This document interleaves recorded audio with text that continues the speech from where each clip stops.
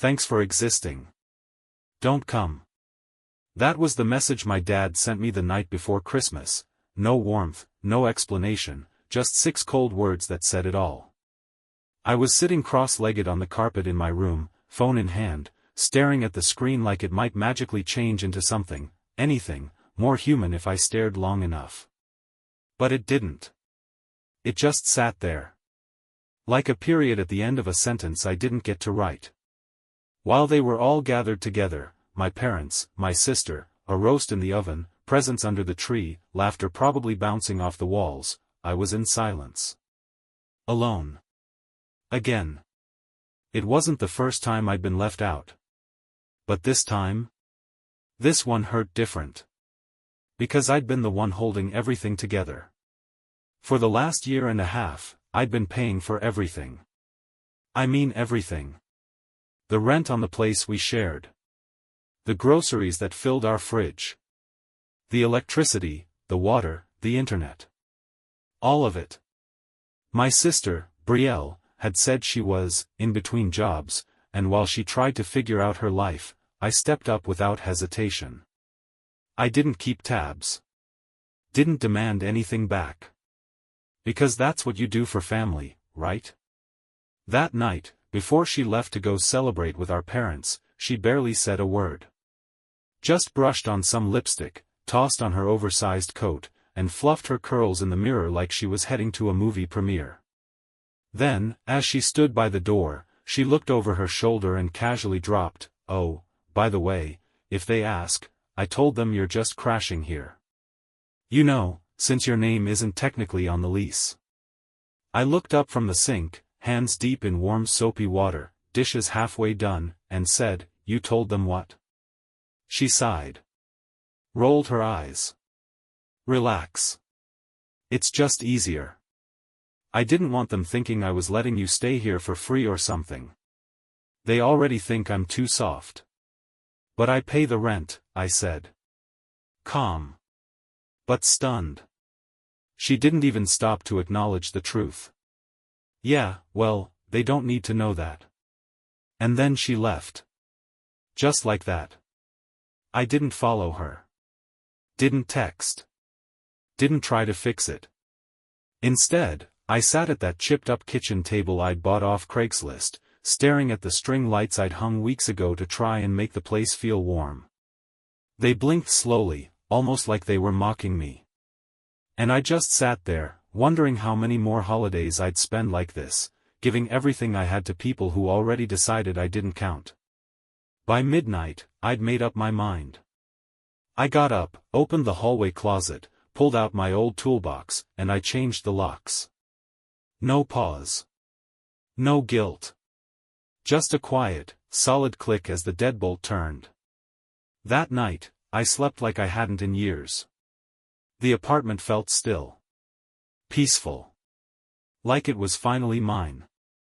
Not shared. Not loaned. Just, mine. Then, around 8:18 the next morning, I heard the familiar jingle of keys fumbling at the front door. A click. A grunt. Another attempt. Then pounding. And finally, silence. I didn't open the door. But I did leave something for her. 2 neatly wrapped boxes sat waiting on the doormat.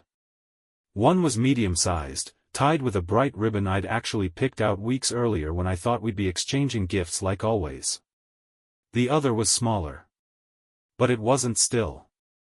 It moved ever so slightly. You see, it hadn't always been like this. It started small. She needed help with groceries. Then rent. Then student loans. She'd say things like, "I promise I'll pay you back as soon as I land something." And I believed her. When she lost her job the second time, I didn't ask questions. I just stepped in. I picked up extra shifts. Sold my backup laptop. I put off things I wanted, trips I dreamed of, hobbies I loved, even relationships. I told myself this was temporary. That one day soon, I'd get my life back. But temporary turned into routine. Routine turned into expectation. And expectation soured into quiet resentment. And honestly, I didn't know how to talk about it anymore. What do you even say to someone who lets you take on their entire financial load, then turns around and tells your parents you're basically a squatter? But I shouldn't have been surprised. Brielle had always known how to spin things. As kids, she could turn on the waterworks and get out of any situation. As adults, she used the same act to get out of rent, responsibilities, and reality. Our parents ate it up. They always had. To them, she was the artistic one. A little disorganized, Mom would say with a fond chuckle. But her heart's in the right place. And me? I was the serious one. The logical one. The one they called too intense. The one who didn't let things slide. The one they were tired of hearing the truth from. Eventually, I stopped showing up to family dinners. Not because I didn't want to see them. But because I couldn't take the mental gymnastics anymore. Every conversation felt like a guilt trip. You're the stable one. She's just trying to find her path. Don't be so hard on her. The truth was, I was exhausted. Tired of carrying everyone. Tired of being the only adult in a house full of grown children. Tired of living in a home I paid for and being made to feel like a guest. But the moment it all snapped, that happened about 3 weeks before Christmas. I'd just gotten home from a 12-hour shift. I was dead on my feet. I'd picked up some takeout on the way home, comfort food for both of us. Something small. A gesture. I dropped the bag on the table, took off my coat, and before I could even sit down, she looked up from her phone and said, "Can you Venmo me? For my half?" I blinked. The food I just paid for? Yeah, she said, not even looking up. I didn't ask you to get it. You haven't paid rent in 3 months, I said, my voice flat. You've been eating off my card for a year. She finally glanced at me and said, "No one forced you." That was the moment. The one where everything inside me stopped being numb and just turned cold. She didn't feel bad. Not even a little. She didn't see it as taking. Because I'd let it happen. Then, a week later, I got a credit card bill. Only it wasn't my card. Or rather, it wasn't supposed to be. The statement came in my name. My email. My social security number. But every charge on it? All her. $6,529.12. Sephora. Apple. Zara. A luxury spa weekend. Even a tattoo deposit. I called the company. They confirmed it, she had opened a line in my name. She'd stolen my identity. And still, I didn't lash out. I just watched. Quietly. I tracked her movements. Took screenshots. Sat in the same room while she FaceTimed her friends, wearing new boots and showing off her brand new Apple Watch. She laughed. Called me my dumb brother. I was 5 feet away. At first, I thought I'd confront her after New Year's. Let her dig herself deeper. Let her enjoy the last bit of comfort before the ground disappeared beneath her. But then came the message from my dad. Thanks for existing. Don't come. And that night, Brielle sat on the couch, swirling wine in a glass I bought, and said, "You really can't expect them to treat you like family when you act like a tenant. You don't belong," she added. So I locked the door. And I didn't unlock it again. But I did leave her the gifts I'd picked up weeks earlier. Because as much as I was done, I wasn't cruel. And I added one more gift. That second box? Inside it was a printed copy of the credit card statement. And across it, in big, bold red marker, I wrote her name. A final bow. A final word. A final goodbye. Merry Christmas. Inside that second box wasn't just a stack of papers. There was more. Tucked between those documents was a flash drive. Nothing fancy. Just a small, silver USB loaded with audio clips I'd recorded over the past couple of months, quiet little moments where Brielle let her guard down around her friends. In one, she was laughing. Really laughing. And she said something I'll never forget. Honestly, he deserves it. He's like a walking ATM without a withdrawal limit. Why wouldn't I take advantage? That stung. But it also confirmed everything I'd started to suspect. And the box itself? It wasn't just shaking from her hands. It was vibrating because I'd hidden my old phone inside, screen off, set on a timer to buzz on loop with a scheduled alarm. I wanted her to feel a fraction of the confusion, the unease, the tension I'd been carrying around every single day for over a year. That uneasy, shaky feeling of not knowing what's coming next. I was in the kitchen when the pounding started. Not knocking. Not a light tap. This was banging. The kind of noise someone makes when they're ready to kick the door off its hinges. But strangely, I didn't feel panicked. I didn't feel angry. I felt calm. Ice-cold calm. I opened the door slowly and there she was. Brielle. Her hair was wild, eyeliner smudged all the way to her temples, lips trembling from more than just the cold. She held the vibrating silver box in her hands like it might explode. "What the hell is this?" she shrieked, holding it out like it was radioactive. I tilted my head, staying calm. "It's a Christmas present. It's vibrating." "I know," I said with a shrug. "Did you open it?" She froze. Lips parted like she wanted to argue but couldn't find the words. "You should," I said, stepping aside. "Come in. Since you don't have keys anymore." She stormed inside, boots thudding against the hardwood. The box hit the coffee table with a hollow thunk. The ribbon was already half off, like it had struggled to hold in everything I'd stuffed inside. She ripped the lid off and stared. Silence. Inside were printed screenshots of her texts. The ones where she called me a leech. A freeloader. Just a walking paycheck, she wrote in one, sent to a friend named Jasmine. A USB drive sat neatly on top with a little sticky label, "For Dad, play this if you still have a spine." And beside that, a folded yellow sticky note. Just one line scribbled across it. "Your lease is up, emotionally and otherwise." She turned to me, eyes wide, breathing fast, and hissed, "You're heartless." I shook my head. "Nah. Just done." Right then, my phone rang. Caller ID lit up, "Dad." I hit speaker. "Son," he said immediately. "What's going on over there? Your sister just showed us what you left her." That was cruel. I let out a dry, joyless laugh. "You mean the same family that told me not to come to Christmas?" "That wasn't about you," he snapped.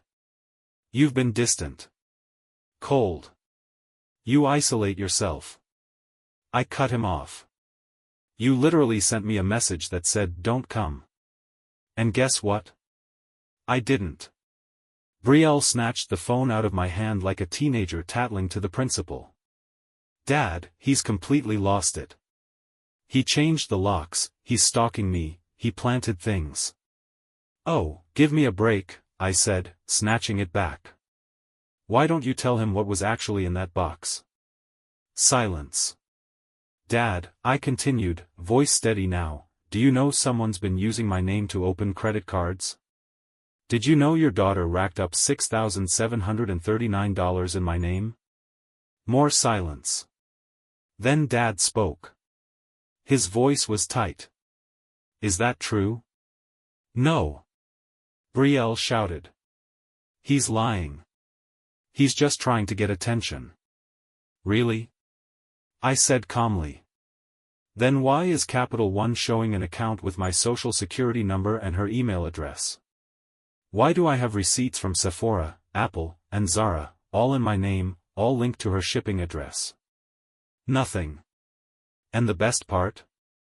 I continued, reaching over to a shelf and grabbing a small black Bluetooth speaker. Let's go to the tapes. I pressed play. Her voice, loud and clear, filled the room. He's just so easy to manipulate. He always feels guilty. I could set the kitchen on fire and he'd still cover my rent. Brielle's face lost all color. Like someone had hit mute on her soul. That's out of context, she stammered. Oh yeah? I said, arching an eyebrow. What's the context of, he deserves to suffer? Dad didn't say a word. Neither did she. The room felt like it had been vacuum sealed. Then came a soft knock. Not banging. A hesitant, unsure knock. I opened the door. It was Mom. And right behind her, Ryan. Brielle's ex. Brielle's eyes widened. What are you? I need to talk to you, Ryan said, voice shaking, but it wasn't fear. It was anger. He looked right at me. Someone used my name. Ordered 2 iPhones last month. Booked a hotel under my name. I just got hit with the bill today. Then he turned to Brielle. Was it you? She opened her mouth. Closed it. Tried again. Why would I do that? She whispered. Ryan glanced at the open box. The screenshots. The USB. The speaker still glowing red. He shook his head slowly. I think you should leave. What? She barked. This is my apartment. No, he said, stepping inside. Actually, it's his. And I'm staying here. At least for a few days. My jaw tensed. You want to stay here? He looked at me, his voice steady. If you'll let me crash for a bit. I think we've both been lied to by the same person. And maybe, it's time we stop pretending she hasn't been playing us. Brielle's mouth fell open. She looked like she'd just been slapped.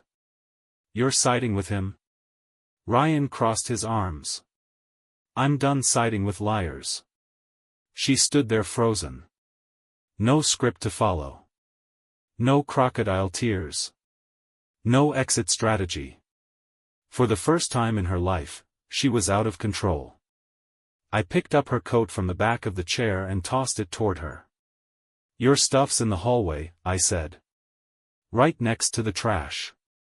Feel free to guess which pile's which. She didn't respond. She just turned, grabbed her things, and walked out. No screams. No threats. Just the sound of her boots in the hallway and the soft ding of the elevator closing. And then, silence. But it wasn't the kind of silence that feels empty. It was the kind that fills you up. Like peace. Like air after a long time underwater. The next morning, I stood in the kitchen holding a chipped mug full of reheated coffee, watching steam curl toward the ceiling. No TV on. No music. Just quiet. For the first time in years, that silence didn't hurt. It felt earned. Ryan was still passed out on the couch, wrapped in a blanket I tossed him. The guy hadn't said much after Brielle left. Just whispered, finally, and passed out. When he finally woke up, he rubbed his eyes, saw my laptop open, and asked, "You're working already?" I turned the screen toward him. I'm getting my money back.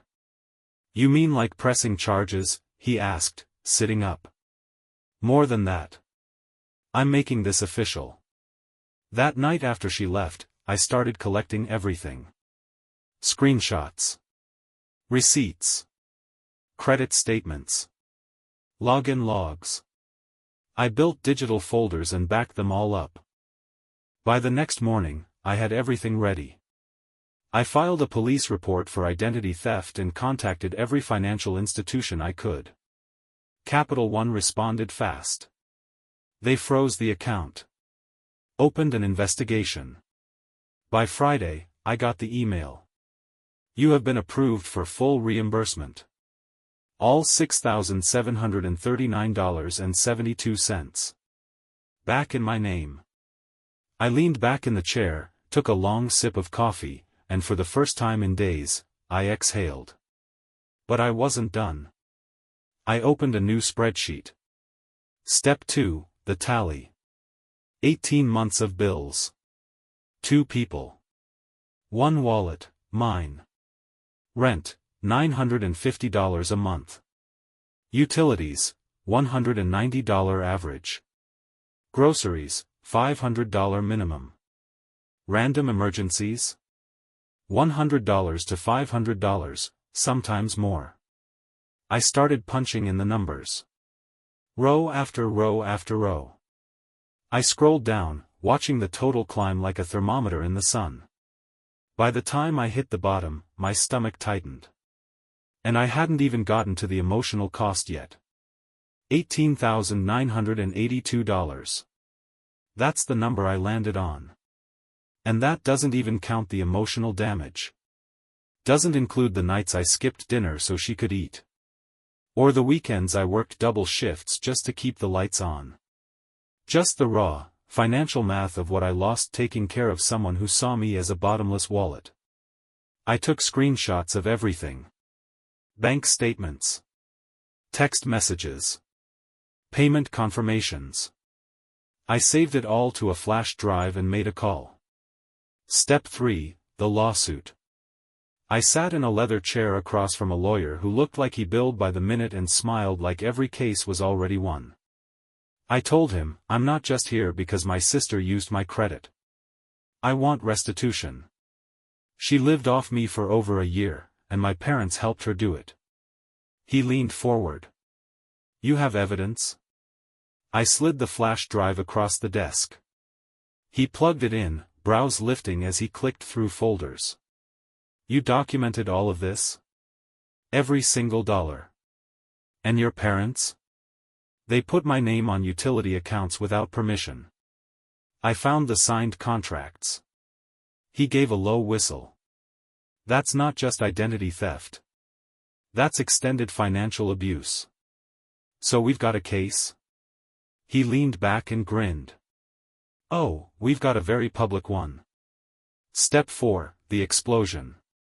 3 weeks later, on a gray, rainy Wednesday, 3 certified letters hit my parents' mailbox. One for Brielle. One for my mom. One for my dad. Each stamped with the seal of Dawson and Finch, attorneys at law. Didn't take long. My phone rang within 20 minutes. Mom. I answered. What the hell are you doing? She snapped. Good morning to you, too. You're suing us? After everything we've done for you? You mean everything you did to me? Let's not twist it. We're your family. You were also the cosigners on accounts you added me to without my consent. That's called fraud. It was just paperwork. No. It was theft. You're blowing this way out of proportion. You told me not to come to Christmas. The line went quiet. Then, softly, she said, we raised you. We let you stay here. I wasn't staying. I was supporting. And I paid for everything. Step 5, the ally. 3 days later, my phone rang again. Nana. I hadn't heard from her in months, not since Brielle told me, Nana's tired of your drama. But her voice? Firm. I saw the lawsuit. And the bank records. My stomach dropped. You saw the bond? She sighed. Your father cashed out over $9,800 from a savings bond we opened in your name. He used it to pay off Brielle's car. I sat down hard. You didn't know? She asked. I didn't even know there was a bond. Well, she said, there isn't any more. But I froze what's left and moved the account. It's back in your name, where it belongs. I was stunned. Couldn't even speak. And one more thing, she added. I changed my will. You're getting the house. I know you'll treat it with care. Nana, why? Because, she said gently, you're the only one who never asked me for anything. And the only one who kept the receipts. The courtroom. Brielle showed up dressed in beige, probably trying to look fragile. Mom wore black, like she was mourning something. Dad wouldn't look at me. My lawyer laid it all out, page after page. Screenshots. Audio recordings. Bank fraud. Credit reports. Signed contracts. That savings bond. Everything. Brielle cried. Mom claimed she was confused. Dad looked like he aged 10 years in the courtroom. But the judge? She didn't flinch. Did you list your son's name on financial documents without his knowledge? She asked my mom. Mom tried to talk around it. It was family business. Yes or no? Mom looked down. Yes. Ruling came quick. $15,000 in restitution. All fraudulent debts wiped. Court fees covered. Formal warning entered into public record. Post-credit scene. 2 weeks later, I got a letter. No return address. But I knew that handwriting. Brielle. You happy now? You made your point. Inside was a folded photo of the two of us as kids under a Christmas tree. In it, she's clinging to me like I'm her anchor. I flipped it over. Wrote, you let go first. Then I tossed it in the fire. The silence after. 3 months after the ruling, nothing. No texts. No calls. Not even a birthday card. And that silence? It felt earned. No more defending myself. No more proving I was enough. No more lectures about how hard Brielle's life was. My apartment hadn't changed, but it felt brand new. My name on every bill. My food in the fridge. My peace in the walls. The air was different. No tension. No guilt. Just stillness. People sometimes ask, wasn't it hard? Cutting off your whole family? I always say the same thing, it was necessary. Because the real cruelty was how long I let it happen. The message. In May, I got an email. Subject line, your sister isn't doing well. It was from Morgan, some old friend of Brielle's. She's couch surfing. Lost her job again. Says you ruined her life. Thought you should know. I stared at it for a long time. Then hit delete. Not because I didn't care. But because caring isn't the same as going back. The final encounter. I ran into Dad at a gas station one morning. We locked eyes across the pump. He looked smaller. Older. Worn down. He came over slowly. You look good. I nodded. He looked at his feet. Your mom's still angry. I stayed silent. She says you ruined Christmas. I smiled, just a little. That's funny. She's the one who told me not to come. I just listened. He sighed. Family fights, son. No, I said quietly, meeting his eyes. Families fight for each other. You fought for Brielle. Over and over again. But you never once fought for me. He didn't argue. He didn't deny it. He just stood there, mouth slightly open, like he was waiting, hoping I'd toss him a lifeline, a way to crawl back into my life without facing what he'd done. But I didn't give it to him. I simply turned, got in my car, and drove off without another word. And the further I got, the lighter I felt. The noise, the weight, the need to explain myself, it all melted in the rearview mirror. That moment? It wasn't revenge. It wasn't anger. It was something much simpler, much purer. It was peace. And just to be clear, none of this was ever about vengeance. I didn't go through all of this to get back at anyone. I didn't need an apology tour. I didn't need anyone to admit I was right, even though deep down, I knew I was. This was about release. It was about stepping away from a version of love that came with strings attached. Love that had to be earned, traded, bargained for. The kind that whispered, "You're only worthy if you give more." It was about letting go of the shame they placed on my shoulders, the guilt they expected me to carry like it was part of my identity. I used to beg, silently, desperately, to be seen. To be acknowledged. To be worth something. I'm not begging anymore. I didn't burn bridges. I just stopped lighting myself on fire to keep everyone else warm. And when someone like Brielle survives by manipulating the people around her, by pulling strings and spinning stories, they rely on others to cushion the damage they cause. I stopped cushioning. And the whole structure collapsed. Not because I set it on fire. But because I walked away and stopped holding it up. And the moment I did, I breathed for the first time in years. Not just physically. I mean, deep, soul-level breathing. Like my chest finally had room again. And then something unexpected happened. Something that shook me in a way nothing else had. 2 weeks ago, I got a small brown package in the mail. No return address. Just my name, printed in careful handwriting. Inside was a plain white envelope, no note, no explanation, just one thing. A photo. It was me, holding Zoe, Brielle's daughter from years back, before she moved out of state. In the picture, Zoe couldn't have been older than 4. She was sitting on my shoulders, giggling with her tiny hands gripping my cheeks, like she trusted the world because I was in it. On the back of the photo, someone had scribbled a message in shaky, childlike handwriting. "I'm sorry for how my mom treated you. Thank you for everything. Zoe." I stared at those words until they blurred into a fog. I don't know how she found me. Maybe she reached out to my grandmother. Maybe she Googled me. Maybe the universe just decided I needed a reminder. But however it happened, that one message?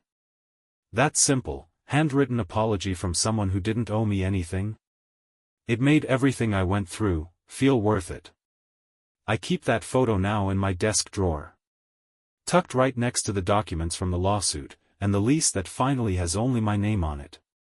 Not because I want to stay tied to the past, but because that photo reminds me of something important. Walking away doesn't mean your heart goes cold. It doesn't mean you forget. It doesn't mean you stop caring.